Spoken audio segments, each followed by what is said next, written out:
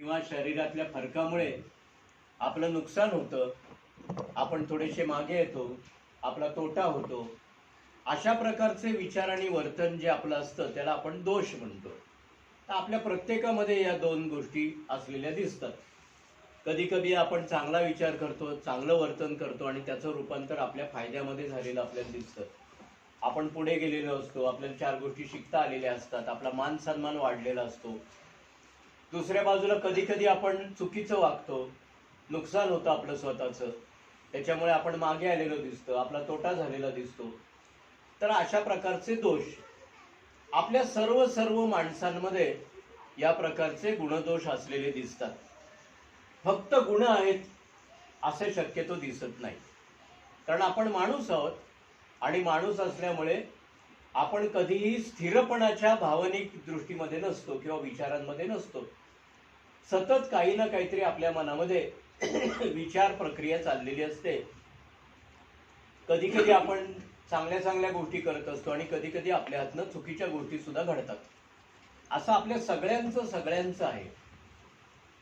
प्रयत्न अशा प्रकारे आपण करत असतो की आपल्या दोष कमी व्हावेत आणि गुणांमध्ये वाढ व्हावी, असा प्रयत्न आपण लहानपणापासून करत असतो. आणि त्या प्रकारचं मार्गदर्शन आपल्याला आपले शिक्षक देत असतात, आपले आई वडील देत असतात, आजूबाजूची आपल्यावर प्रेम करणारी माणसं देत असतात आणि ती म्हणत असतात की अरे हे चुकतंय, हे सुधार तुझं. मग आपण दोष कमी करत नेतो आणि गुण वाढवत नेतो. कधी कधी आपल्या नकळत सुद्धा आपले दोष वाढतात. म्हणजे आपण जसे सगळेजण या ठिकाणी जे बसलेलो आहोत त्याचं कारण म्हणजे आपण व्यसनामध्ये अडकलो. दारूच्या असेल किंवा गांजाच्या असेल, ब्राऊन शुगरच्या असेल, आणि व्यसनामध्ये अडकल्यामुळे आपले दोष वाढत गेले. कारण व्यसनामध्ये अडकल्यावरती आपली जी बुद्धी आहे, विचार आहेत, याच्यावर परिणाम झाला आणि आपल्याला जे काही चांगलं विचार करायचा होता, चांगलं ठरवायचं होतं, ते आपल्याकडनं होईना आणि त्यामुळे आपले दोष वाढत वाढत वाढत गेले. आता आपण असं म्हणतोय की ते इतके वाढत गेले की आपल्या हाताबाहेर गेले. म्हणजे आपल्याला आपले दोष आहेत हे सुद्धा कळेना झालं. इतकं आपलं नुकसान व्हायला लागलं. ते शरीराचं व्हायला लागलं, ते विचारांचं व्हायला लागलं, कृतीचं व्हायला लागलं, त्याचे परिणाम आपल्याला भोगायला लागले. खूप वाढत गेलं ते सगळं आणि दोष खूप वाढत वाढत वाढत गेले. इतके वाढले की त्याच्या पुढे गुण दिसेनासेच झाले. म्हणजे या माणसामध्ये गुण सुद्धा आहेत हे दिसेच ना, इतके दोष वाढले. आणि मग शेवटी इतके ते दोष वाढले, बाकीच्यांना असं वाटायला लागलं, कुटुंबियांना, घरातल्या माणसांना, इतरांना, की अरे बापरे, या सगळ्या दोषांपुढं तो तर त्याच्यात सापडलेलाच आहे, पण आपण सुद्धा टिकणार नाही. आणि म्हणून मग त्यांनी असा निर्णय घेतला की नाही, याला काहीतरी उपचार दिले पाहिजेत आणि याचे हे दोष कमी केले पाहिजेत. म्हणून आपण मंडळी सगळेजण इथे एकत्र आलो, ऍडमिट झालो आणि त्याच्यावरती आता आपण दोष कसे कमी करायचे याच्यावरती उपचार घेतो आहोत. व्यसन हा एक महत्वाचा दोष आपल्यामध्ये तयार होत गेला. आपल्याला माहित नव्हतं की अशा प्रकारचा दोष आपला वाढत जाईल, आपल्याला माहित नव्हतं. आपल्याला असं वाटलं होतं की नाही, अनेक ज्या काही करमणुकीच्या गोष्टी आहेत, आनंद देणाऱ्या गोष्टी आहेत, त्याच्यापैकी अंमली पदार्थ हा सुद्धा एक पदार्थ आहे जो माणसाला आनंद देऊ शकतो. परंतु हा आनंद देणारा पदार्थ कालांतराने आपल्यालाच घातक ठरेल असं त्यावेळेला ते आपल्याला वाटलं नाही. आपल्याला वाटलं होतं की नाही, थोडासा त्याचा आस्वाद घेईन, आनंद घेईन, शिवाय कामं करीन, इतर गोष्टी करीन, अशा प्रकारचा आपल्याला विचार होता. परंतु आपल्या लक्षात नाही आलं की हा पदार्थ आपल्या शरीरावर कशा प्रकारे काम करेल, तो आपल्या हाताबाहेर जाईल का, असं आपल्याला तरी तेव्हा वाटलं नाही. कालांतराने आज आपल्याला असं दिसतंय की तो इतका हाताबाहेर गेला आपल्या, की आपल्यामध्ये जे जे नाना प्रकारचे इतर गुण होते त्याला ग्रहण लागलं. ग्रहण लागलं म्हणजे ग्रहण कसं दिसतं, मोठी छाया त्या ग्रहावरती येते आणि मग त्याच्या मागे त्या ग्रहाचं सगळं तेजस्वीपणा लपून जातो, असं ग्रहण आपल्याला दिसत असतं. म्हणजे काळी छाया दिसते. अशा प्रकारे आपल्या गुणांना या व्यसनाचं ग्रहण लागलं आणि त्यामुळे आपले गुण दिसेनासे झाले. म्हणजे कोणी त्यांच्या क्षेत्रामध्ये अनुभवी माणूस असेल, अधिकारी असेल, कोणी व्यावसायिक असेल, कोणी गणितामधला चांगला असेल, कोणी इतर कामांमधला चांगला असेल, पण हे जे त्याचं कर्तृत्व होतं, जे त्याच्यामधले गुण होते ते दिसेनासे झाले, इतके त्याच्या मागे गेले. आणि आता लोकांना काय दिसतं, तर त्याचं ते व्यसनच दिसतंय. त्याच्या मागे असलेला तो माणूस दिसतच नाहीये. त्याच्या मागे एक चांगला माणूस आहे, त्याच्या मागे एक गुण असलेला माणूस आहे, हे लोकांना दिसेनाच झालं. इतकं मोठ्या प्रमाणामध्ये हे ग्रहण वाढलं, म्हणजे दोष वाढले. कित्येक वेळेला हा म्हटल्याप्रमाणे दोष इतके वाढतात की त्याच्या मागे गुण लपून जातात, दिसेनासे व्हायला लागतात. मित्रांनो, आपण असा प्रयत्न करतो आहे इथे या उपचारामध्ये की या माणसाचे दोष कमी कमी व्हावे आणि त्याचे गुण वरती यावे, ते दिसायला सुरुवात व्हावी. आणि हे गुण दिसायला लागले की त्यालाही त्याचा अनुभव यायला लागेल, इतरांना तो अनुभव यायला लागेल. आणि मग बघता बघता दोष कमी होत जातील आणि हा माणूस पुन्हा एकदा गुणांनी चमकायला लागेल. गुण हे चमकत असतात, गुण छान दिसतात, गुण आनंद देतात. तसा तो आनंद हा पण माणूस द्यायला लागेल एक दिवस. पण ते दोष कमी कमी होत गेले पाहिजेत. मग दोष कमी होणार म्हणजे काय आहे, तर दोष जाणीवपूर्वक कमी करावे लागणार. दोष आपोआप कमी नाही होत, दोष जाणीवपूर्वक कमी करावे लागतात. मग दोष जर जाणीवपूर्वक कमी करायचे आहेत, तर मुळात माझे दोष कोणते हे त्या माणसाने ओळखावं लागणार आहे. मग आपलेच दोष कोणते आहेत हे तो जेव्हा आत्मपरीक्षण करेल तेव्हाच त्याला बघायला मिळणार. कारण दुसऱ्यांनी दोष सांगून उपयोग नसतो, त्या माणसानेच ते दोष शोधून काढावे लागत असतात की आपले दोष कोणते. मग आता पहिला सगळ्यात मोठा दोष तर तुम्हाला दिसलाच आहे, कारण तो दोषच इथं घेऊन आला तुम्हाला, ते म्हणजे व्यसनाधीनता. हा सगळ्यात मोठा दोष, की जो दोषच इथं घेऊन आला. मग आता हा दोष पहिला आपल्याला समजला पाहिजे की व्यसनाधीनता ही गोष्ट मला समजते का, माझं काय चुकतंय ते. कारण माझ्या मनामध्ये नशेचा विचार येतो, माझ्या मनामध्ये नशेची ओढ वाटते, माझ्या मनामध्ये नशेबद्दल आकर्षण वाटतं आणि मी फसतो त्याच्यामध्ये. हा सगळ्यात मोठा दिसणारा दोष आहे.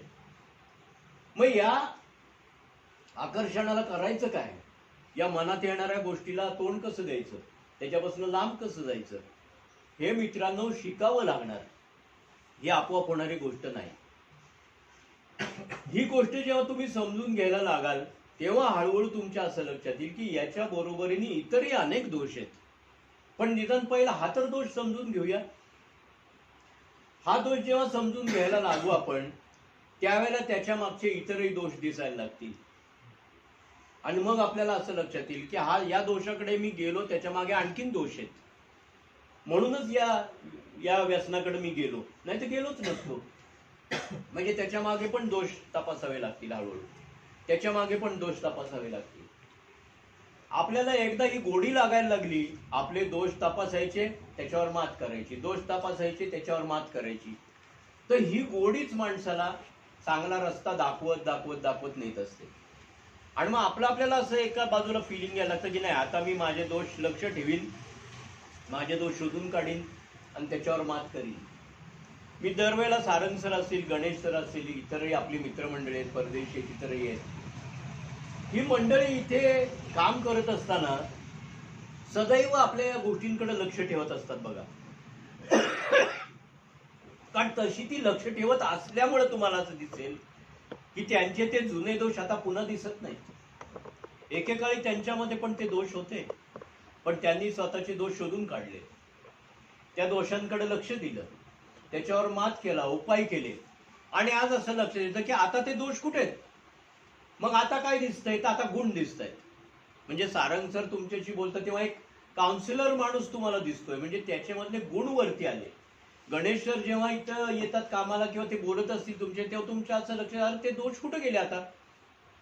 म्हणजे त्याच्या मागे असलेला हा एक चांगला माणूस आता आपल्याला दिसायला लागला, त्याच्या मागे असलेला विचारी माणूस, त्याच्या मागे असलेला काउन्सिलरचे गुण असलेला माणूस, मदत करणारा माणूस, सहकार्य करणारा माणूस, हे जे गुण होते, जे एकेकाळी त्या दोषांच्या मागे लपले गेले होते, ते दिसायला लागले. कारण दोष कमी झाले. आपल्या सगळ्यांना हे काम करता येणं शक्य आहे. आपण आपले दोष कमी करू शकतो. आणि दोष कमी व्हायला लागले की त्याच्या मागे लपलेले गुण अधिक अधिक मोठे व्हायला लागतात. आणि पुन्हा एकदा आपण ते गुण घेऊन समाजामध्ये जात असतो आणि पुन्हा एकदा उभे राहत असतो. परंतु त्यासाठी काय केलंय, ही माणसं तुमच्या असं लक्षात येईल की ते सातत्यानं त्याच्यावर काम करतायत. म्हणजे दोष जर घालवायचे असतील तर दोषांसाठी सर्वात महत्वाची गोष्ट जी असते ती म्हणजे आत्मपरीक्षण करून त्याचा शोध घ्यायचा आणि सातत्यानं ते कमी करत राहायचे, सातत्यानं त्याच्यावर काम करायचं. हे जे सातत्य आहे, शिस्त आहे, हे दोष कमी कमी करत नेत असतात. मग ही माणसं आज तुम्हाला जेव्हा दिसतात तेव्हा तुमच्या लक्षात काय येत असेल, अरे यांच्या बोलण्यात सातत्य आहे, यांच्या वागण्यामध्ये सातत्य आहे, यांच्या नियमितपणामध्ये सातत्य आहे, शिस्त आहे. आपण सगळेजण ते करू शकतो, सगळे करू शकतो. म्हणून मग इथे आपल्याला ते शिकायचंय की दोष आपण लिहून काढूया. मग कुठले कुठले दोष देतात की ज्याच्यामुळे माझं नुकसान होतंय. व्यसनाधीनता हा पहिला मोठा दोष आहे. दुसरा दोष कुठला दिसतोय माझा, मी आळशी आहे का, मग लिहून काढूया. मला शिस्त नाहीये का, लिहून काढूया. माझ्यामध्ये सातत्य नाहीये का, लिहून काढूया. माझी भाषा चांगली नाहीये का, लिहून काढूया. मला संवाद साधता येत नाही का, लिहून काढूया. मी अहंकारी असं मला वाटतं का, शहाणा आहे असं कोणी म्हणतं का मला, मग लिहून काढूया. म्हणजे आपल्याला आपलेच दोष लिहून काढता येतात, जे दोष आपल्यामध्ये अडथळा म्हणून पुढे जाऊ देत नाहीत. आपल्याला सगळ्यांना करता येतं, मी पण तेच करतो. हे जर करायला लागलो आपण तर आपण त्याच्यावरती मात करू शकतो, मात करू शकतो. ही उदाहरणं आहेत, हे पुस्तकी नाहीये, ही उदाहरणं आहेत. कारण जर आपण ठरवलं तर आपण दोषांवर मात करतो आणि आपले गुण चकाकायला लागतात आणि आपण पुन्हा उभे राहतो, आनंदानं आयुष्य सुरू करत असतो. तर याच्याकडे अशा पद्धतीने आपण बघायचं. आणखीन काय ते मनात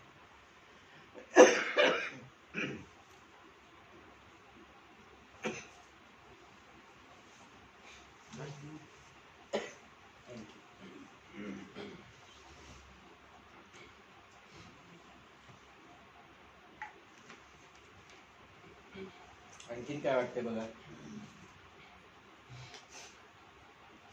बर, आपण कुठलीही गोष्ट टोकाची भूमिका घेतो, ते एकदम खालच्या लेवलची एकदम वरच्या लेवल. हो. तर मग त्याला ती सुवर्णपथ्य गाठण्यासाठी नेमकं कशा प्रकारे प्रयत्न करायचे त्या गोष्टीला, तेच कधी कधी समजतं. टोकाची भूमिका बरोबर आहे, अगदी योग्य पद्धतीने सांगितलं तुम्ही, विचारलंय. टोकाची भूमिका म्हणजे तरी काय असतं, माझ्या मनाप्रमाणे एखादी गोष्ट झालीच पाहिजे, हीच टोकाची भूमिका आहे. बेसिकली माझ्या मनाप्रमाणे गोष्ट झालीच पाहिजे. हा, आता माझ्या मनाप्रमाणे जर गोष्ट झाली पाहिजे, एका बाजूला झालीच पाहिजेचं टोक, आणि दुसऱ्या बाजूला जर झाली नाही तर मी सोडूनच देईन, हे दुसरं टोक. म्हणजे एका बाजूला माझा अट्टास असा असतो की मी म्हटल्याप्रमाणे आत्ताच्या आत्ता पाहिजे, नाही तर नको, गेलं उडत. अगदी लहानपणापासून नाही, मी सुद्धा त्यातनं मला अनेक लहानपणच्या गोष्टी आठवतात, तेव्हा मी अशा स्वभावाचा होतो असं मला लक्षात येतं की मला आत्ताच्या आत्ता पाहिजे, नाही तर मला नको, जा. असं म्हणून मी कितीदा तरी लहानपणी माझ्या आई वडिलांची भांडलेलं मला आठवतंय. हा एक प्रकारचा लहानपण आहे आपला. वयपरत्वे आपल्यामध्ये हा बदल होण्याची आवश्यकता असते, संयम येण्याची आवश्यकता असते. एक पहिली गोष्ट अशी की माझ्या मनाप्रमाणे प्रत्येक गोष्ट झालीच पाहिजे असं शक्यच नाहीये. पहिली मुळामध्ये सारखे माझ्या मनाप्रमाणे का होईल बरं, आणि लोक का करतील माझ्या मनाप्रमाणे सारखं? कारण प्रत्येक माणसाला त्याचं मन आहे ना. जसं मला माझं मन आहे तसं दुसऱ्याला दुसऱ्याचं मन आहे. तेव्हा दुसरा माणूस माझ्या मनाप्रमाणे सारखं का वागेल, हा पहिला साधा प्रश्न विचारला पाहिजे. म्हणजे जर मला हवं आहे तर माझ्या मनाप्रमाणे वागण्यासाठी मी स्वतः कष्ट काय घेईन. मला एखादी गोष्ट मिळवायची, मी कशी कष्ट घेईन त्याच्यासाठी, मी कसे श्रम घेईन त्याच्यासाठी, मी कसे एफर्ट्स घेईन त्याच्यासाठी. जेव्हा मी ते एफर्ट्स घ्यायला लागतो, कष्ट घ्यायला लागतो, तेव्हा मला त्या गोष्टीची किंमत समजायला लागते. लहानपणी ही किंमत माहितीच नसते. लहानपणी आपण हट्ट करतो आई वडिलांकडे, कारण तेव्हा आपल्याला हे माहिती नसतं की अरे हे मिळवायला कष्ट लागतात, असं माहित नसतं. मनात आली की गोष्ट, जे खेळलं की लागलो मागं, खेळलं पाहिजे म्हणून. लहानपणी हे शक्य आहे. परंतु जसे जसे आपण वयाने मोठे व्हायला लागतो तसं तसं आपल्याला हे समजलं पाहिजे की एखादी गोष्ट मला हवी असेल तर ती गोष्ट मिळवण्यासाठी काही कष्ट लागतात, त्यासाठी वेळ जाणार असतो. आणि तो वेळ मला स्वीकारावा लागलेला असतो।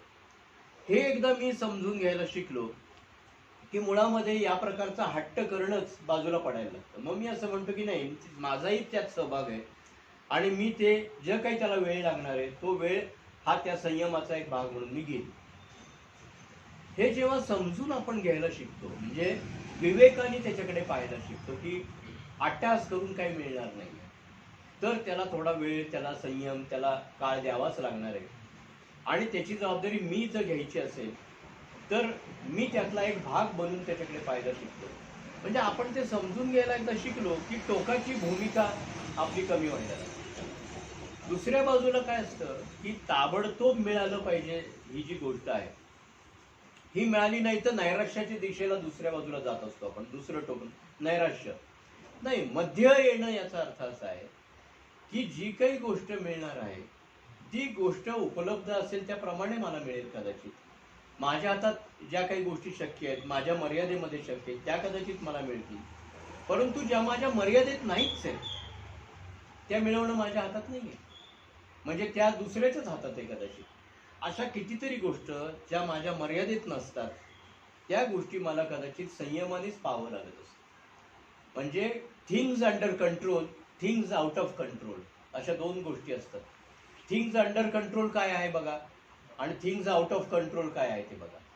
आउट ऑफ कंट्रोल याचा अर्थ असा, जे दुसऱ्याच्या हातात आहे माझ्या हातात नाही आहे, किंवा जे दुसऱ्याच्या हातात आहे ते माझ्या मनाप्रमाणे होत नसतं, माझ्या हातात आहे ते मिळवणं कदाचित मला शक्य आहे। हा, हे फरक आहे। तू काहीतरी सांग। नाही, हा ग्रुप थोडा हा. आधी झाला होता, हा. तो प्रश्न आलाय तेव्हा मी सांगितलं होतं की अंडरस्टँडिंग पण पाहिजे, आपली उपयुक्तता तर पाहिजे। म्हणजे घरामध्ये आपण जनरली घरात कोण कोणाचं ऐकतं, तो जो कर्ता पुरुष आहे, कर्ता पुरुष म्हणजे काय की तो जबाबदारी घेतोय जास्तीत जास्त, तो असं म्हणू शकतो की नाही माझं ऐका, नाही तर नाही जमणार, आणि मग त्याचं ऐकतात कारण त्याचं काहीतरी उपयुक्तता असते, त्यांना त्यापासून लाभ असतो। तर ती उपयुक्तता पण सिद्ध करावी लागते, कधी कधी अंडरस्टँडिंगही ठेवावं लागतं। म्हणजे उपयोग आहे माझा म्हणून काय सगळंच ऐकतील असंही नाही, काही गोष्टी थोड्या त्यांच्या मनाने, काही आपल्या मनाने, असा जो ताळमेळ जोडायला लागतो तो जोडायलाच लागतो। ती म्हणजे ते गुण पण आणावे लागतात दुसऱ्याने ऐकण्यासाठी। ते गुण जर नसतील तर नुसतं असं म्हणणं, मी म्हणलं आणि त्यांनी ऐकलं असं नाही घडत, किंवा कधी कधी ते गुण असतानाही जे मत भिन्नता असते की माझंही म्हणणं हे चांगलं आहे आणि त्याचंही म्हणजे समजा आता टीव्हीची एखाद्या कंपनी आहे तर माझ्या कानावर आलं की व्हिडिओकॉन चांगली आहे, आणि समजा दुसरे सरांच्या कानावर आले की नाही बाबा आणखीन कुठली तरी सोनी चांगली, आणि मी व्हिडिओकॉनलाच चांगली म्हणतो ते सोनीला, तर मग ते थोडंसं अंडरस्टँडिंग लेवल बिघडू शकते अशा वेळेला। तीन तर मग- प्रकारच्या कंप्लीट करण्यासाठी नाही नाही ठीक आहे ठीक आहे. तीन गोष्टी आहेत: इंडिपेंडन्स, डिपेंडन्स आणि इंटरडिपेंडन्स। अशा तीन गोष्टी आपले सगळेजण आपण घरामध्ये राहत असताना, समाजामध्ये राहत असताना वापरत असतो। आता याच्यामधला इंडिपेंडन्स जो आहे, आता इंडिपेंडन्स डे आहे परवा, खरं स्वातंत्र्य दिन आहे, आपल्या स्वतःसाठी स्वातंत्र्य कायम असतं। खरं सांगायचं तर स्वातंत्र्य म्हणजे काय आहे, परिस्थितीला अनुसरून आपण स्वतःवर बंधन घालतो ते स्वातंत्र्य। हा, म्हणजे स्वातंत्र्याची व्याख्या करताना आपण जेव्हा बंधन घालतो स्वतःवर तेव्हा तुम्ही स्वतंत्र असता, पण तुम्ही जर स्वतःवर बंधनं नाही घातली तर तुम्ही पारतंत्र्यात जाता, कारण दुसरे बंधनं घालतात तुमच्यावरती। म्हणजे खरं स्वातंत्र्य म्हणजे तुम्ही स्वतःवर बंधन घालणं, हे पहिलं स्वातंत्र्य। दुसरं स्वातंत्र्य डिपेंडन्स, म्हणजे सतत दुसऱ्यावरती अवलंबून राहणं। हा, आणि तिसरी गोष्ट इंटरडिपेंडन्स, म्हणजे आत्ता सरांनी सांगितल्याप्रमाणे देवाणघेवाण करत राहणं दुसऱ्याबरोबर। हा, दुसऱ्याबरोबर देवाणघेवाण करत असताना आपल्याला सर म्हणतात तसं ऍडजस्ट करावंच लागत असतं। समाजात जर राहायचं असेल, कुटुंबात राहायचं असेल तर ऍडजस्ट म्हणला पर्याय नाही, ऍडजस्ट करतच राहावं लागत असतं तुम्हाला, नाही तर तुम्ही बाजूला पडता। तुम्ही जर म्हणलात नाही मला नाही ऍडजस्ट करता येईल, लोक म्हणतील ठीक आहे बाजूला उभा राहा, नाही ना तुला ऍडजस्ट करता येईल, बाजूला उभा राहा। नाही, ऍडजस्टमेंट ही आपल्याला हवीच आहे। आता सुद्धा काय होतंय सांगतो तुम्हाला बघा, म्हणजे आपण ज्या एका मूळ विषयासाठी इथे आलेलो आहोत, मला व्यसन करायला आवडतं आणि मी ते करणारच, अशीच जर भूमिका आपण घेतली तर आपल्याला घरातनं बाहेर व्हावं लागेल। जे अनेकदा आपल्याला झालेलं आहे, ही परिस्थिती अनेकांवरती आलेली असते. घरातले म्हणतात हो मग बाहेर हो, तुला प्यायची आहे का, पीच राहा, घरात नाही राहायचं. म्हणजे त्यावेळेला त्या माणसाला एका बाजूला असं वाटत होतं नाही नाही ते माझं स्वातंत्र्य आहे. हो, पण त्या स्वातंत्र्याचा परिणाम दुसऱ्याला भोगावा लागतोय, तेव्हा असं स्वातंत्र्य उपयोगाचं नाही. म्हणजे हे खरं स्वातंत्र्य नाही. खरं स्वातंत्र्य हे आहे की मी स्वातंत्र्य जगत असताना इतरांनाही त्याचा त्रास होऊ नये, हे खरं स्वातंत्र्य. तर या प्रकारचं स्वातंत्र्य आपण सगळ्यांनी घ्यायचं आहे. आणि या प्रकारचं स्वातंत्र्य घेणं याचाच अर्थ असा ऍडजस्ट करणं आहे.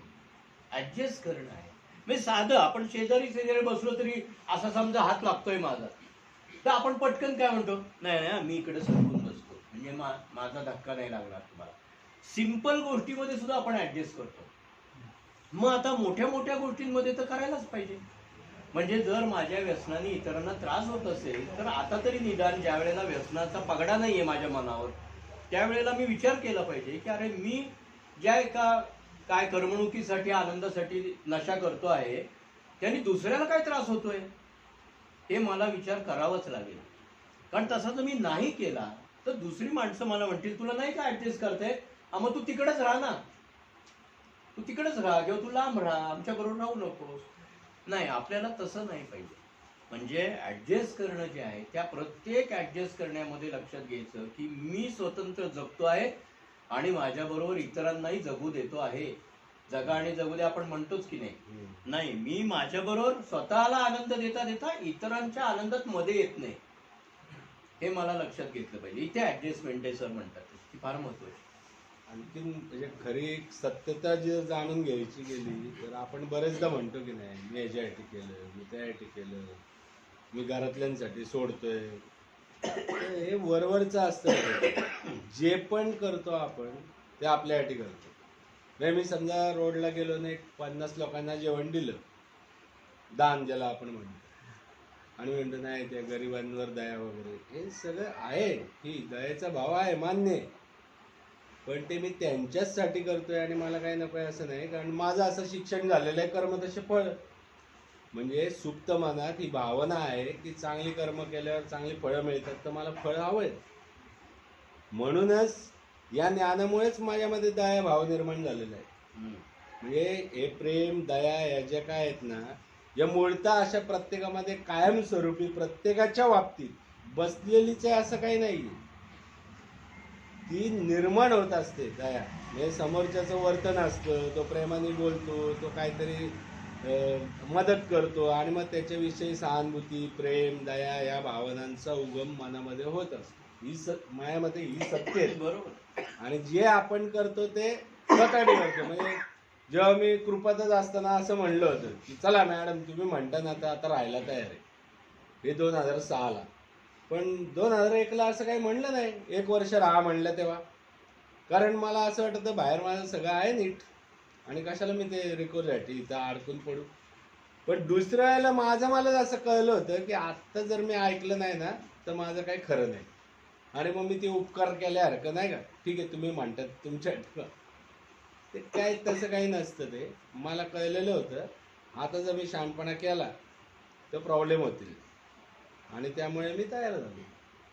ही वास्तवता आहे, ही रियालिटी आहे. हे वरवरचं बोलणं सगळं वेगळं असतं. म्हणजे चांगलं कर्म करायचं, कशाला करायचं, कर ना वाईट, का नाही करत, नाही कारण फळ हवंय चांगलं.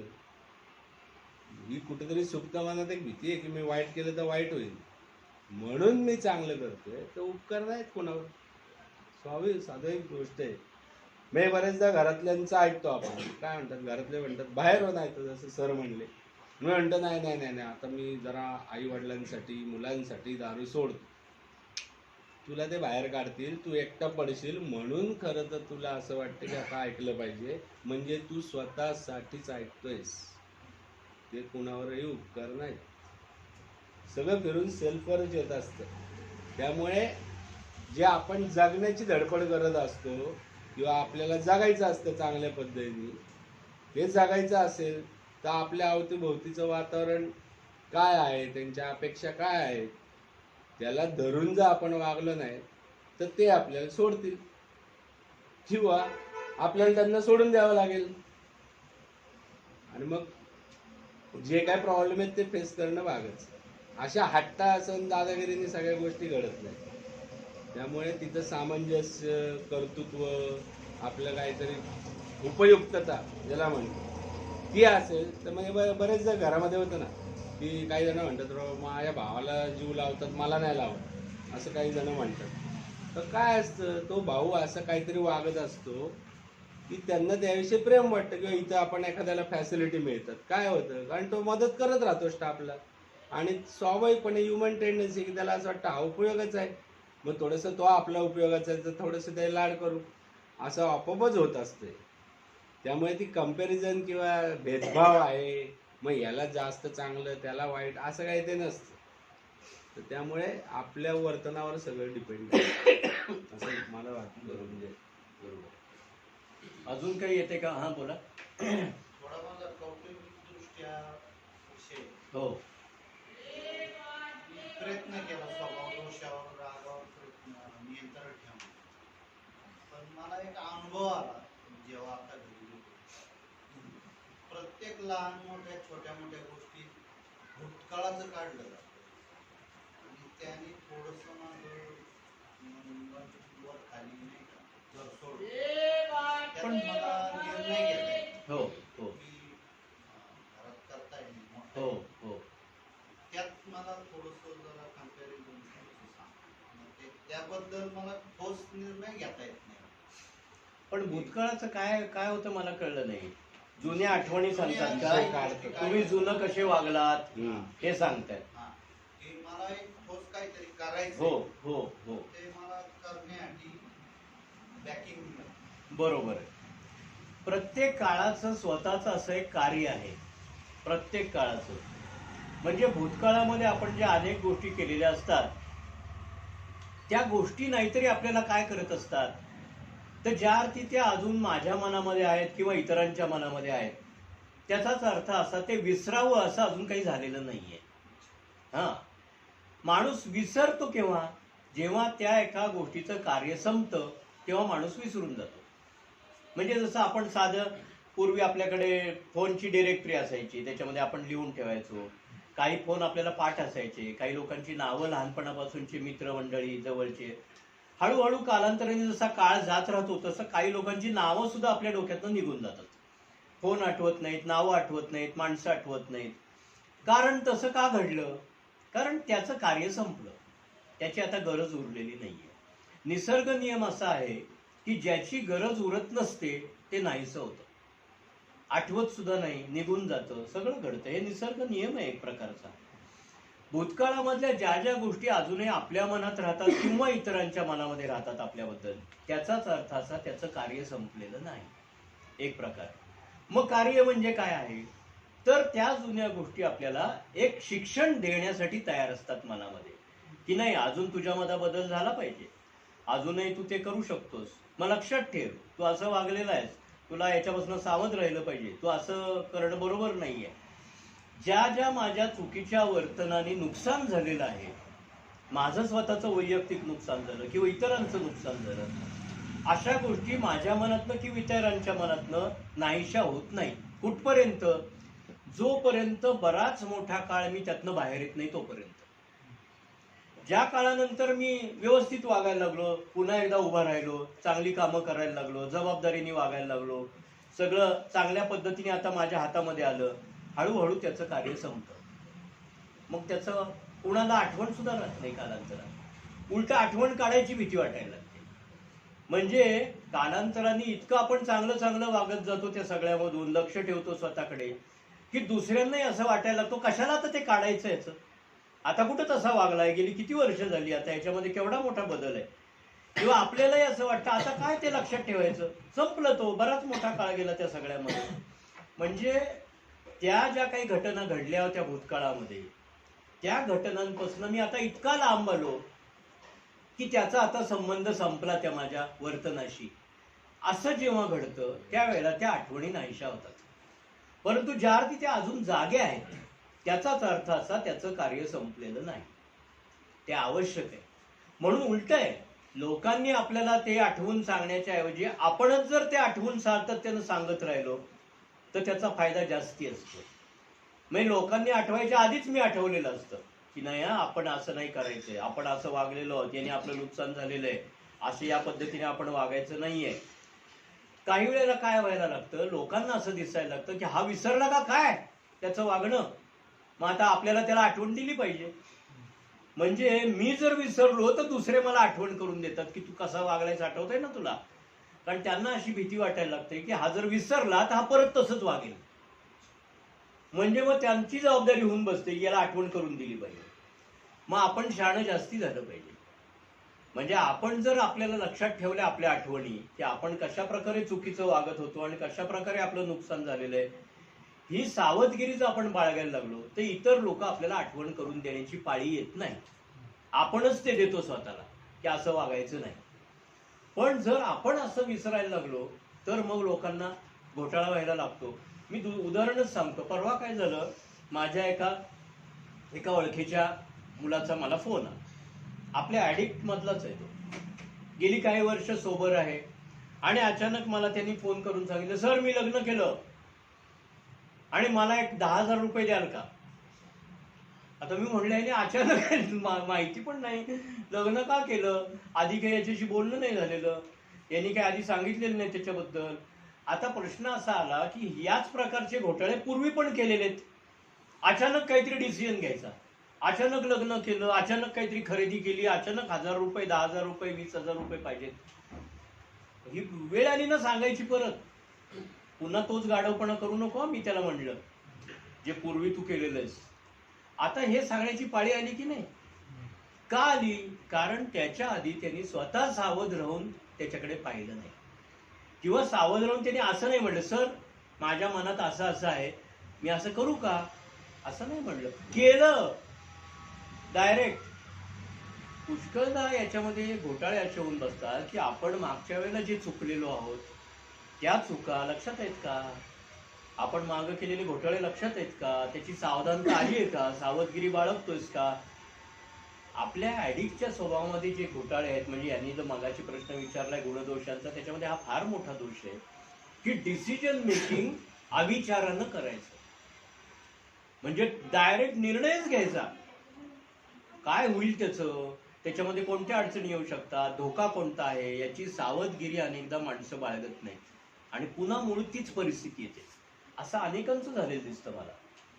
मग असा प्रश्न यायला लागतो की मग दुसऱ्या माणसांना जेव्हा ही काळजी वाटते की हा परत परत तेच वागतोय, त्यावेळेला त्यांची जबाबदारी बनते की याला आठवण करून दिली पाहिजे. आता म्हणून त्याला सांगणं ही खरं तर माझी जबाबदारी नव्हती, पण मला ती वेळ आली ना आठवण करून द्यायची की तू कसा वागलेला आहेस मागे, माहिती आहे ना तुला, सावध राहा. हे जे आहे हे भूतकाळाचं कार्य आहे. आणि म्हणून भूतकाळामध्ये घडलेल्या अनेक घटना याचं रूपांतर आठवणींमध्ये असतं आणि त्या आठवणी जाग्या असतात, त्यांचं कार्य संपलेलं नाही. म्हणून फार सावध राहायचंय, फार सावध राहायचंय, शांतपणे जायचंय. म्हणून त्यांनी हा जो प्रश्न विचारला की गुणदोषांचा आढावा घ्यायचा आहे, त्या आढाव्यामध्ये आढावा घेत असताना आपल्याला आपले गुणदोष लिहून काढावे लागतात. काही वेळेला ते नुसते मनात नाही ठेवायचे, लिहून काढायचे कागदावरती की मागच्या वेळेला असं झालं होतं, यातनं हे नुकसान झालं होतं माझं, आता मी सावध आहे, माझ्या मनात असं येतंय, काय करायचं आहे. म्हणजे ते लिहून काढावं लागतं, कारण आपण विसरतो काही वेळेला. म्हणून गुणदोषांचा आढावा नुसता वैचारिक नाहीये, तो कृतीमध्ये लिखाणातला आहे, तो फार आवश्यक असतो. नाहीतर आपण त्या जुन्या चुका परत परत केलेल्या आढळतात. विशेषतः ऍडिक्टच्या बाबतीमध्ये हे मी पाहिलेलं आहे. गेली आता इतकी वर्ष त्याच चुका परत परत केलेल्या दिसतात. मोठाले व्यवहार करायचे, गरज नसताना त्या माणसांना अतोनात विश्वास ठेवायचा दुसऱ्यावरती, किंवा उचलून भलत्याच माणसाला पैसे द्यायचे. हे वेडेपणे ऍडिक्टनी केलेले खूप दिसतात मला, परत परत दिसतात, परत परत. म्हणून सावध राहायचं आपण. हा, म्हणून आपण जर आठवणी जपायला शिकलो ना आपण जुन्या, तर त्याचा फायदा फार जास्ती होतो. आणि दुसऱ्यांना आपण ही संधी देत नाही. मग दुसरे वाईट नसतात, पण त्यांना काळजी वाटते, मग ते सांगायला लागतात आपल्याला, तू असं केलंय तसं केलंय. मग आपल्याला राग येतो काही वेळेला. कारण ऍडिक्टचा दुसरा दोष स्वभावातला म्हणजे अहंकारीपणा, मला सांगायचं नाही, मला माहिती आहे सगळं, हा आणखीन एक दोष असतो. त्यामुळे अशा वेळेला दुसऱ्यांनी सांगितलं की राग फार येतो, आणि त्या रागाच्या भरात आपण प्यालेलो. मला अनेकदा असे काही जण माहिती आहेत की त्या रागाच्या भरात परत गेले नशा करायला आणि पुन्हा सगळा गोळ झाला नाही, म्हणून सावध राहायचा.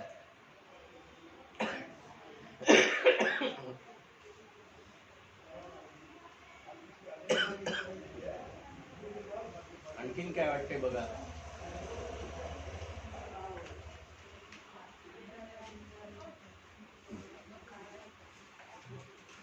मित्रांनो, आपण हे जे गप्पा मारतोय ना, हे याच्यामधनं तुम्ही स्वतःकडे पाहू शकणार आहात. लक्षात घ्या, दारू हा नुसता आपला प्रॉब्लेम नाहीये, व्यसनाधीनता हा नुसता आपला प्रॉब्लेम नाहीये. आपला प्रॉब्लेम आहे तो अनेकदा चुकीचे विचार करणं आणि त्या चुकीच्या विचारांमुळे चुकीच्या एखाद्या कृतीकडे जाणं, हा मूलभूत आपला दोष आहे. आपला नुसता दोष हा नाही की नशेकडे जाणं. मूलभूत हा दोष आहे की आपण अनेकदा अशा प्रकारचे विचार करतो जे आपल्याला धोक्याकडे घेऊन जातात आणि त्यामुळे आपलं नुकसान फार झालेलं दिसतं. दारू हा वरती दिसणारा भाग आहे, पण त्याच्या मागे असलेला विचार आणि त्याच्या मागे तयार होणारी कृती हे आपल्याला जास्ती धोकादायक आहे, हे लक्षात घ्या. आणि पुष्कळ वेळेला म्हणजे आता सुद्धा अनेकदा डी अडिक्शन सेंटरमध्ये राहत असताना सुद्धा माणसं चुकीचा विचार करताना मला आढळतात. आतमध्ये येतात, दारू पोटात नाहीये, दारूचा मेंदूवर परिणाम नाहीये, तरी सुद्धा चुकीचा विचार करतायत. म्हणजे लक्षात घ्या की आज दारू पोटात नसताना सुद्धा विचार मात्र चुकीचेच आहेत. दारू नाहीये डोक्यात, पण चुकीचे विचार आहेत. आणि त्यामुळं काय व्हायला लागतं की त्या विचारांच्या मुळे भावना तयार होतात. आपण रागावतो, चिडतो, अस्वस्थ होतो आणि तो राग धरून ठेवून काही वेळेला बाहेर जातो आणि नंतर नशा करतो. म्हणजे किती धोका आहे बघा की जरी आता तुम्ही प्यालेलं नसलात तरी ज्या वेळेला दार उघडलं जाईल त्याच्यानंतर प्यालात तर काय करायचं. आता तर तुम्ही पित नाही आहात, पण जर तुम्ही योग्य विचार नाही केलात तर तुम्ही दारूला निमंत्रण देता आणि मग पुन्हा आपल्याला ते भोगावं लागतं. परत तेच भोगायचं. का भोगायचं आपण तसं? म्हणून आपण सावध राहिलं पाहिजे की मी आज इथे आहे, माझ्या डोक्यात दारू नाहीये, पोटात दारू गेलेली नाहीये, मग मला आता योग्य विचार करायला शिकलं पाहिजे. कारण मी जर योग्य विचार केला तर मी बाहेर व्यवस्थित राहीन, पोटात दारू जाणार नाही आणि निमंत्रण देणार नाही मी दारूला. म्हणजे सावधपणा इथे आतमध्ये आला पाहिजे.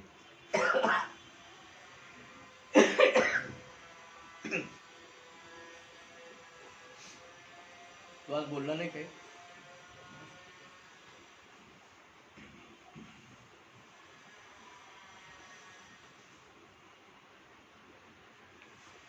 तुम्ही पण बोलला नाही. दोष येत ना, दोष व्यसन केल्यानंतर बाहेर येतात. बरोबर आहे. व्यसन केल्यावर दोष बाहेर येते त्याचं कारण आपण दोषांना बरेचदा लपवत असतो व्यसन न करता. व्यसन केल्यावरती दोषांवर ताबा ठेवणारं जे इनिबिशन म्हणून केंद्र आहे ते बधीर होतं आणि मग दोष उफाळून वरती येतात. इतर वेळेला माणूस कसा वागतो, तो दोष असतातच त्याच्यामध्ये, पण तो लपवतो दोष. ही जी माणसाची गोष्ट आहे की बऱ्याच वेळेला माणूस मुखवटा घालतो. तो दोष असतात पण तो आव असा आणतो की मला दोष नाहीये. हा जो मुखवटा घालणं आहे ना, हा मुखवटा घालणं आणखीनच धोकादायक असतं. त्यामुळे काही माणसांना आपल्याला फसवता येतं. अनेक माणसं फसवतात ना असं आपल्याला की मी किती चांगला आहे असं आपल्याला वर्ण वाटत असतं. हा जो मुखवटा घालणं आहे त्याचं, तो त्याला दोष नाहीयेत असं वाटवण्याजोगं असतं, पण दोष असतातच लपलेले. तर तसं नाही. आपल्याला लक्षात आलं पाहिजे की दोष आपल्याला काढायचे, ते लपून नाही ठेवायचे. लपून नाही ठेवायचे. आपल्याला ते काढायचे, ते कमी करायचे, त्याची तीव्रता कमी करायची. हे आपण करू शकतो. हा कधी न बरा होणारा आजार आहे असं का म्हणलेलं आहे की व्यसन सोडल्यावर जर ह्या एन्व्हायरमेंटला मी सोडलं, म्हणजे हे असं नाही, पण हे मीटिंग्स आहेत आपल्या, त्या सातत्याने करा असं का सांगतो? कारण ते दोष पुन्हा वर येऊ शकतात आणि ते दोष पुन्हा वर आले, समजा नैराश्य टोकाचा आलं, राग टोकाचा आला, तर काय होईल? आजपर्यंत काय ऍक्शन केलेले आहेत आपल्या अर्घ्याने की चला टोकाचा राग आला प्यायला दारू, सहन नाही झालं प्यायला दारू, नैराश्यात टोकाच्या गेला प्यायला दारू, मनाविरुद्ध घडलं प्यायला दारू. मीटिंग आणि एन्व्हायरमेंट काय करत असतं, तर असं घडतंय काय हे शोधायला लावतं. तुझं कॉन्ट्रीब्युशन काय आहे त्यात, तू का असं वागलेलं आहेस जेणेकरून समोरनं असा रिस्पॉन्स येतोय. म्हणजे काय होतं की हट्ट बघा, हट्ट आहे. हा, समजा आता XY गोष्ट आली ती, त्यांची नावं नाही आणत की त्यांच्यामध्ये मतभेद झाले का, आता तो काहीतरी म्हणत होता की अमुक अमुक वस्तूही मला पाहिजे, नाही तर आपलं जमणार नाही, आणि दुसरा काय द्यायला तयार नव्हतं ती, आणि मग ते बाजूला झाले. ते म्हणले आपण काय ते हिस्से भावाभावाचं होतं ते हिस्से करू किंवा काय असं काहीतरी झालं. हा, काहीतरी झालं. तर हा त्याच्या नावाने ओरडा होता की त्यांनी ते असं मागायला लागला, तसं मागायला लागला, त्याचा तो हट्ट होता, अमुक होता. आता दुसऱ्याचाही हट्टच आहे की नाही की मी देणार नाही असा, मग दुसऱ्याचंही तेच कॉन्ट्रीब्युशन होतं ना. तो जर द्यायला तयार झाला असता त्याचा हट्ट कोलमडून पडला असतं, विषय संपले असते. एका हाताने टाळी नसते वाजत ती. त्यामुळे काय होतं की दोष हे कशामुळे आलेत वर, माझं म्हणजे ते कॉन्ट्रीब्युशन काय आहे माझं, का ते असे रिॲक्शन आलेत, का रिस्पॉन्स आलेत, याची जाणीव ग्रुपमध्ये होते. कारण आपण याच्यावर चर्चा करतो डीपमध्ये आणि स्वतःला सावध करत असतो, अलर्ट करत असतो, किंवा मेंबर आपल्या शेअरिंगमधनं सांगत असतात हे मीटिंगमध्ये, मी एकेकाळी असं वागत होतो आणि मग माझं असं नुकसान झालं, आज मी व्यसनापासनं काही वर्ष लांब आहे आणि आज तोच इव्हेंट घडला पण मी शांत राहिलो, किंवा मी असा विचार केला आणि मग त्यामुळे ती घटना टळली. म्हणजे नातेसंबंध या विषयावर आपण जेव्हा ग्रुप सेशन घेतो किंवा नातेसंबंध या विषयावर एखादा ए मेंबर बोलतो की माझी सगळी नाती तुटली होती ना, सगळे बोलायला लागले. म्हणजे काय असतं की तो पित असतो, खोटं बोलत असतो, फसवत असतो, वाटेल ते वागत असतो, रीतिरिवाज सोडून वागत असतो, आणि म्हणून त्या नात्यातल्या लोकांना असं वाटतं की हा आपल्यातला नाही राहिलेला आता, आणि म्हणून तो वेगळा होतो. कालांतराने सुधारणा झाल्यावर ते सगळं तो पाळायला लागतो नियम. तो व्यवस्थित बोलतो, व्यवहार नीट करतो, किंवा त्याचे कमिटमेंट तो पाळतो, आणि मग त्यांना असं वाटतं की हा योग्य आहे, आणि मग ते परत आपल्यात सामावून घेतात. असं जे चाललेला असतो तो प्रोसेस टिकून राहावा यासाठी हा रिमाइंडर आहे. दोष गेले कधीच नाही आले असं होणार नाही. कारण बरेचदा आपण समाजात फिरताना, म्हणजे माझा जो अनुभव आहे की मी जेव्हा मेडिटेशन करून एकदम मस्त असं एकदम शांत वाटायला लागलेलं असतं, बरेचदा जर मी निगेटिव्ह लोकांशी बोललो 3-4, तर त्यांच्या निगेटिव्हिटीचा परिणाम माझ्या मनस्थितीवर होतो आणि माझी स्पिरिच्युअल लेवल खाली येते. त्या आपण समाजात फिरत असताना आपल्याला अनेक प्रकारचे लोक भेटणार आहेत, आणि बरेचदा असे काही इव्हेंट घडणार आहेत की राग येईल. आता राग येऊ दे, चिड येऊ दे, पण कृती जी आपण म्हणतो की मला असं वाटलं होतं की काहीतरी करावं याला, आणि मग मी म्हणलं नको बाबा, हा अलर्टनेस कुठं राहतो, ए मीटिंगमध्ये. की मला बायकोचा राग आला ना, असं वाटलं आता हिला डिवोर्सच देतो, एकेकाळी पिऊन मी म्हणलं होतं जा निघून, आणि ती निघून गेली होती, आणि मग ती पुन्हा परत आली, आणि तसंच काहीतरी छोटं मोठं घडलं, आणि अशा वेळेला मी समजून घेतलं, मग ते परत नातं टिकलं. असं जे घडणं सातत्याने अपेक्षित आहे. म्हणून हा धूर्त, कावेबाज, घोटाळ्यात टाकणारा प्रोग्रेसिव्ह डिसीज, कायमस्वरूपीचा आजार असं म्हणलेलं आहे, आणि म्हणून त्याला कायमस्वरूपीचा उपचार असंही म्हणलेलं आहे. नाही तर दोष आत्ता मी या एन्व्हायरमेंटमध्ये माझ्यामध्ये दोष नाही आहेत आणि माझ्यामध्ये गुण डेव्हलप झाले तरी पुन्हा तो दोष येणार नाही कुठल्या तरी घटनेनी, असं काही सांगता येत नाही.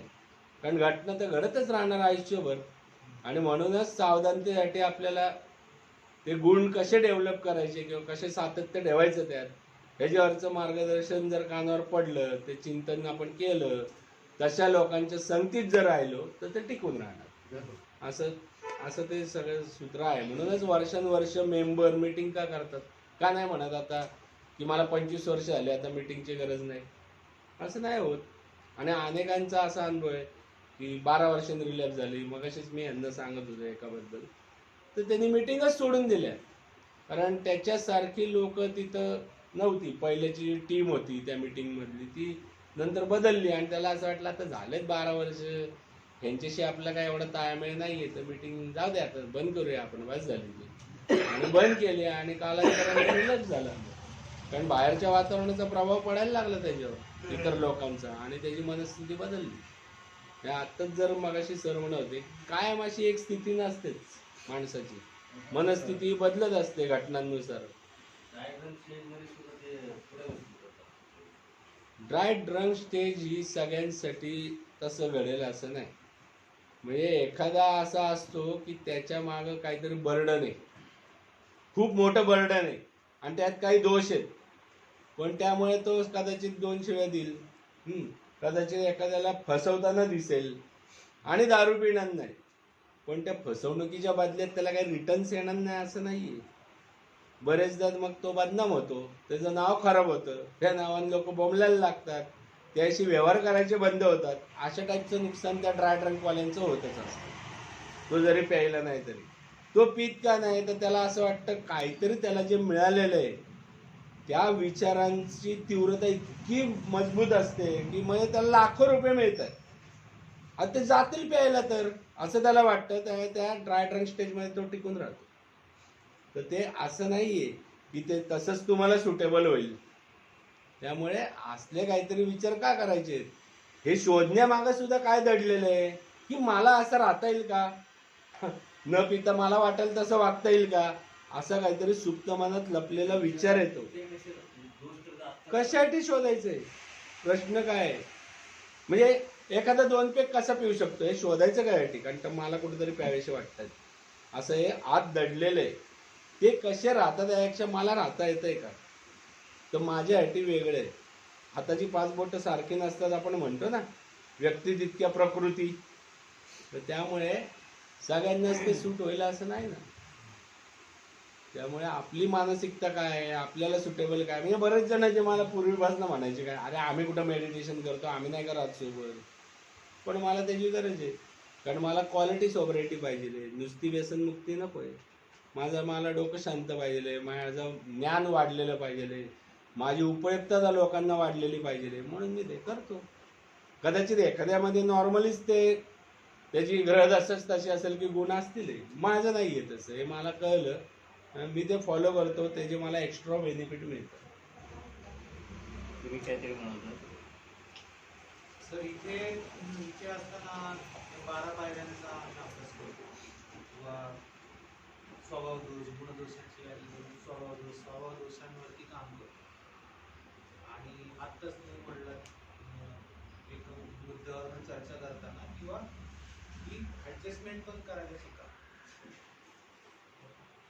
जेव्हा मी बाहेर जाणार आहे, म्हणजे इथं जेव्हा मी राहत असतो तेव्हा मला हे कळतं की हा इथून मागल्या चुका झाल्या त्या परत होऊ नये, म्हणून मला विशेष काळजी घ्यावी लागणार आहे. सावधपणे सगळ्या गोष्टी नाक कान डोळे सगळं करावं लागतं.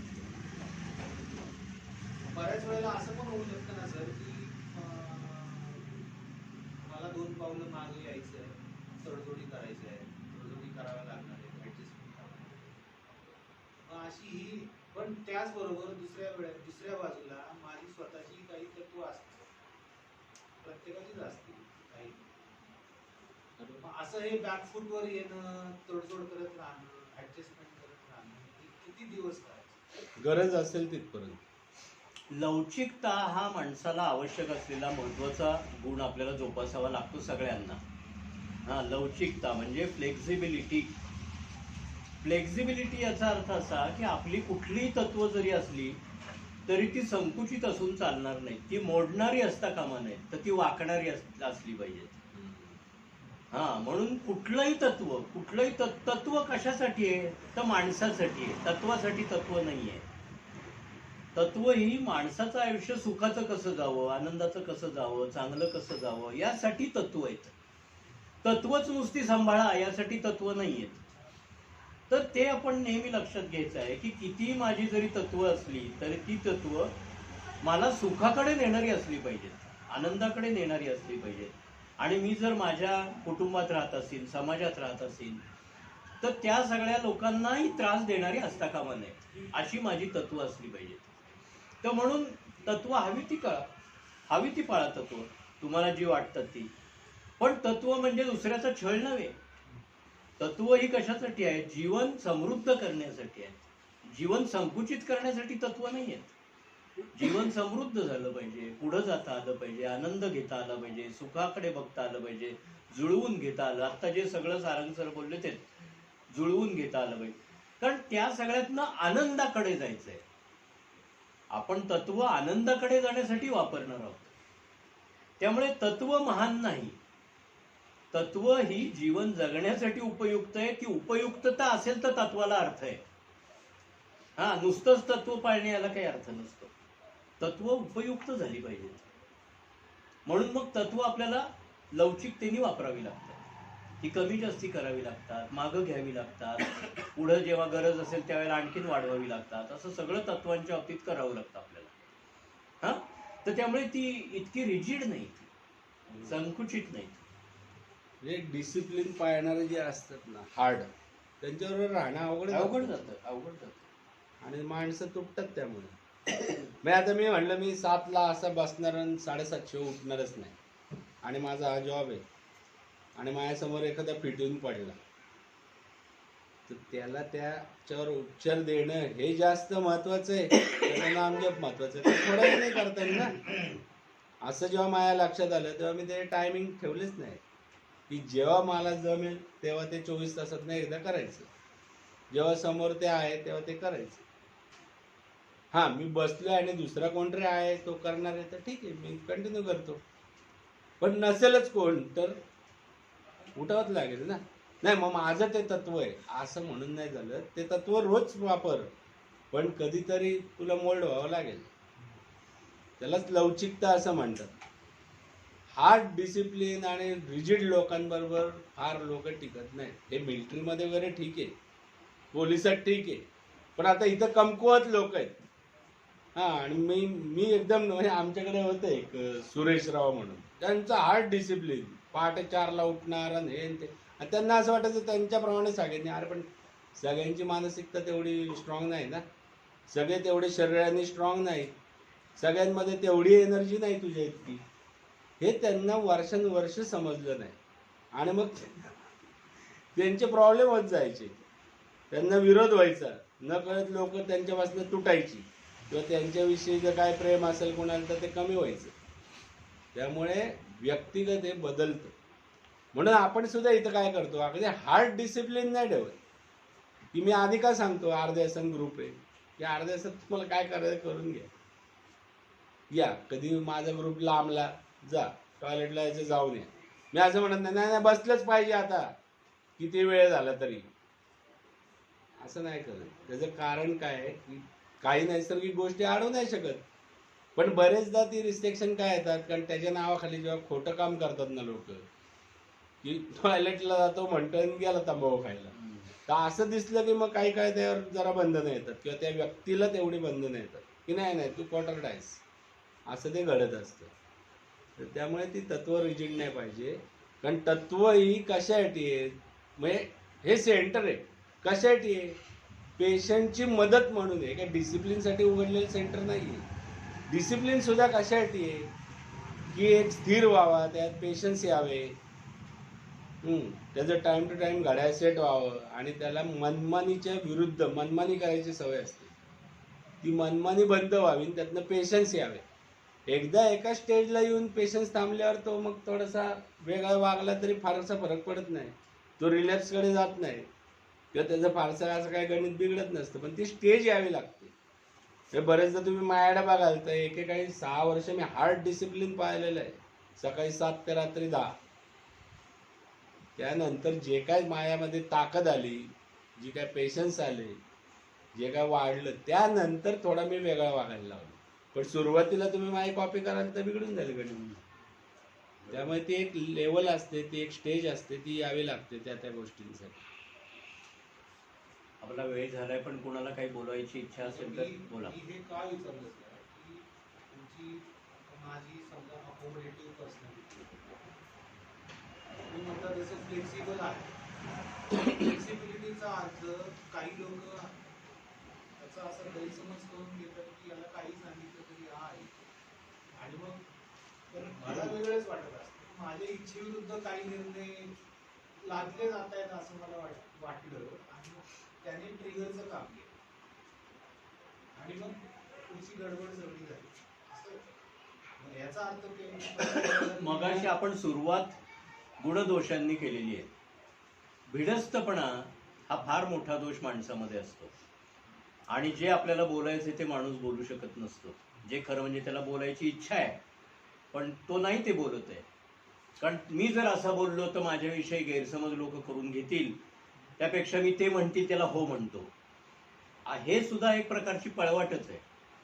तर ती आपल्याला काढावी लागते आणि त्यामुळे असर्टिव्हनेस जो आहे ही सबमिसिव्हनेस आणि असर्टिव्हनेस म्हणजे भिडस्तपणा आणि स्पष्ट वक्तेपणा याच्यामध्ये फरक आहे. तो आपल्याला शिकावा लागत असतो. जो माणूस भिडस्तपणाने बोलत असतो किंवा भिडस्तपणाने वागत असतो त्याचा गैरफायदा दुसरे घेतात. कारण त्यांना लक्षात येतं की याला काही सांगा हा काही ऐकायला तयार असतो आणि त्यांचा ते फायदा करून घेतात त्याच्यामधनं. पण हा दोष आहे आपला. या दोषावर मात केली पाहिजे आपण. आपल्याला थोडं कठोर व्हावं लागत असतं. आपण का बरं भिडस्तपणाने वागत असतो? कारण चांगुलपणा मिळण्याचा एक सोपा मार्ग त्या माणसाला वाटत असतो, भिडस्त माणसाला, की मी सगळ्याला हो म्हणलं की माझ्याबद्दल लोक चांगलं बोलतील. कारण विचार आहे हो, तो सगळ्याला हो म्हणत असतो. किती प्रेमळ आहे बघा, कधी नाही म्हणत नाही. हे म्हणून घेण्याची हौस असते ना मला. ही हौस मला नुकसानकारक ठरते काही वेळेला. माझ्यामध्ये ती होती, तुम्ही म्हणताय तसं. एक सुरुवातीचा बराच काळ आयुष्याचा मी अतिशय भिडस्त होतो, अतिशय भिडस्त होतो. मला नाहीच म्हणता यायचं. म्हणजे सेल्समन जर घरी काही विकायला आला तर मी घरातल्यांशी भांडून विकत घ्यायचो. बिचारा किती लांबनं आला असेल, तो त्याचं विकायचं काम करतोय, तुला काय करायचं आहे. म्हणजे हा जो एक वेडेपणा असतो की दुसऱ्याला मी नको इतका मोठेपणा घ्यायचा त्या सगळ्यातनं, तर हा दोष आहे. हा दोष काढावा लागत असतो आपल्याला आणि दुसऱ्याला हे दाखवून द्यावं लागत असतं की मला सुद्धा माझा चॉईस आहे आणि मला जे हवंय तेच त्यालाच मी हो म्हणेन. तर हा असर्टिव्हनेस शिकावा लागत असतो. तो शिकावा लागतो. तो सोपा नाहीये. भिडस्तपणा काढणं सोपं नसतं, पण त्याला कठोर व्हावं लागत असतं. ते शिकायचं हवं. नाही, भीती ही जर पॉझिटिव्ह असेल, योग्य असेल तर भीती नाही, भिडस्तपणा. हा, भिडस्तपणा पण कशामुळे येतो? मी म्हणजे तेच काय म्हणलं ना, चांगुलपणा घेण्याची जी एक सवय लागते. असर्टिव्हनेसचा म्हणजे मला माहित नाही त्यांना काय म्हणायचं नेमकं, की समजा मी एखादी कमिटमेंट दिली आहे तुम्हाला आणि आता मी कमिटमेंटच्या विरोधात जातोय, तर त्याला असर्टिव्हनेसली सांगणं नाही. पटेल? नाही, तेच असं म्हणतो नाही. मी नाही, नाही. की जेव्हा एखादा डॉक्टर सांगतोय की तुला 10 दिवस औषध खायचंय आणि मी 7 दिवस खाऊन थकलोय नाही, आणि मग मी असर्टिव्हली म्हणतोय नाही माझं मत आहे आता मला नको औषध, तर नाही, नाही. असं असर्टिव्हनेस कामाचं नाही. याला असर्टिव्हनेस नाही म्हणत. हा. काय होतंय, तुमचा प्रश्न मुळात भिडस्तपणाचा आहे की लोक तुमचा गैरफायदा घेतात. हा तुमचा मुद्दा आहे ना मुख्यतः. आपल्याला हा लोकांचा गैरफायदा घेणं थांबवता येतं. कळलं? येतं काम, त्याच्यावर काम करावं लागतं आणि आपल्याला सांगावं लागत असतं जे मला पटत नाही ते मी करणार नाही. हे आपल्याला ठाम भूमिका घ्यावी लागत असते, पण ते शिकावं लागतं. एका दिवसात ते येत नाही. त्यासाठी डिपेंडन्सी पण कमी करावी लागते. अनेक गोष्टी डिपेंडन्सी शिकायला. असेल म्हणजे माझं असं झालेलं आहे की मी असं झालं की मला असं कळतच नव्हतं की तिथनं बाहेर पडल्यावर जायचं कुठे. अशा वेळेला माझा वापर झाला भरपूर. बरोबर. आज ती स्टेज नाहीये. आज मी असं म्हणेन नाही हे असं नाही मला पटणार, घरी पण म्हणेन मग मी येत नाही घरी असं असेल तर. तेव्हा ती नव्हती. अवलंबित्व कमी झालं पाहिजे पहिलं तर मग तो असर्टिव्हनेस योग्य आहे. अदरवाईज काहीतरी बोलून मग तो म्हणेल हो काय मी तुला हे देत नाही, मग त्यापासून रिमूव्ह व्हावं लागेल त्या सुखांपासून. ती तयारी आहे का, तर मग म्हणावं तसं. नाही, पण ज्या आज बारकावे तुम्हाला आहेत. त्रास होतोय ना त्या अर्थी तुम्हाला तो काढायचा आहे, हे नक्की. नाही, पण मग असर्टिव्हली काहीतरी जर सांगायला गेलं आपण, हा, एक्सप्लेन करायला गेलं, हो, त्याचं वेगळ्या अर्थाने करेनात का सुरुवातीला काय असतं. त्याचा अर्थ बराच काळ जेव्हा तुम्ही भिडस्त असता किंवा सबमिसिव्ह असता त्याची सवय इतरांना झालेली असते आणि एखाद्या दिवशी जर तुम्ही असं काहीतरी त्याच्या विरोधी बोलायला लागलात तर ते त्यांना पचत नाही ना.